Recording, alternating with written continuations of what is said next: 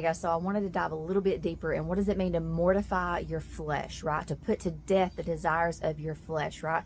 They're all throughout the New Testament. We can read about this, right? But I want to just zone in on a couple of scriptures today. And I do want to say, first and foremost, you cannot put to death your flesh unless you believe in the one in whom already put to death sin and death and all the things, right, that are of the enemy. And that is Jesus Christ. So it is truly by believing in him that we even receive the power within us to be able to put to death the things of this world, okay?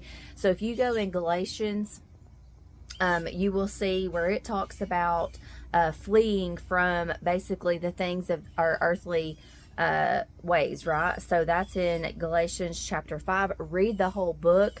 Get in that. Also in Colossians chapter 3, starting in verse 5, it says, "Put to death, therefore, whatever belongs to your earthly nature, sexual immorality, impurity, lust, evil desires, and greed, which is idolatry.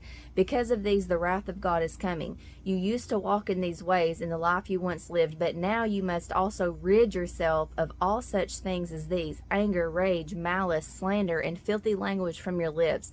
Do not lie to each other, since you have taken off your old self with its practices and have put on the new self, which is being renewed in the knowledge, in the image of its creator."